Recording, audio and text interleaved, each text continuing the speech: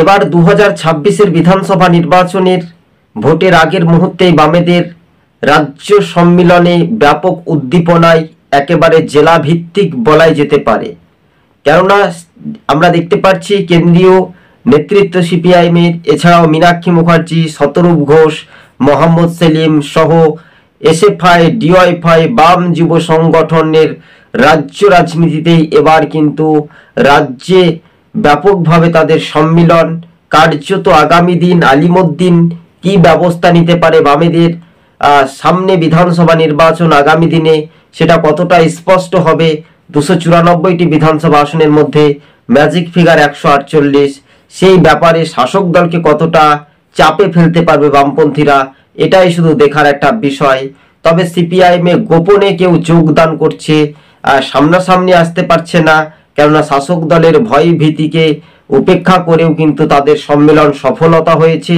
একেবারে স্পষ্টভাবে বাংলাতে এবার 294টি বিধানসভা আসনেই রাজ্যের শাসক দল যদি ছাপ্পা এবং ভুয়ো ভোটার যদি নির্বাচন কমিশনের আওতাতে সঠিক পর্যালোচনাতে যদি আসতে পারে, তাহলে তৃণমূল পার্টি পরাজিত হতে পারে, এমনটাই সমীক্ষা মহল আলোচনা করছি আমরা।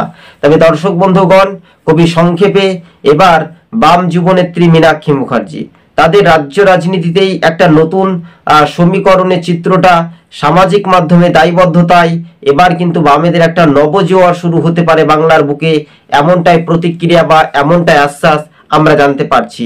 তবে স্বাভাবিকভাবে মানুষের রায় বা জনগণের গর্জনে সিপিএম পার্টি কতটা স্পষ্ট হতে পারে তার সময়ের অপেক্ষায় বলছে রাজনৈতিক মহল। কেননা রাজ্য রাজনীতিতেই এক প্রকার হাওয়া কিন্তু নিশ্চিন্তেই বলা যাচ্ছে, যেহেতু সিপিএম এর যে একেবারে নিচু তলার ভোটারদের মতামত কি হতে পারে, আগামী দিন বামেরা কি সেই রকম ফ্যাক্টর হতে পারবে বলে এমনটাই বিশেষজ্ঞ থেকে রাজনৈতিক মহল তাকিয়ে রয়েছে। যদি বামেরা কমপক্ষে 20% ভোট যদি টানতে পারে সামনে বিধানসভা নির্বাচনে, তাহলে শাসক দলের হার কিন্তু নিশ্চিন্তেই বলাই যাওয়ার অপেক্ষায় রাখে না।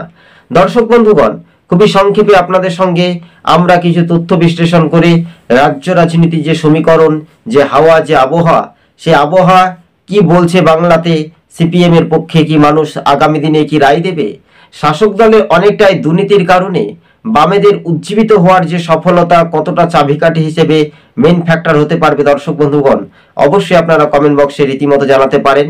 আর আপনি যদি আমাদের সবুজবঙ্গ নিউজ চ্যানেলের মধ্যে নতুন দর্শক হয়ে থাকলে অবশ্যই চ্যানেলটিকে সাবস্ক্রাইব করে সঙ্গে থাকবেন। আজকে ছিল এই পর্যন্ত, ধন্যবাদ।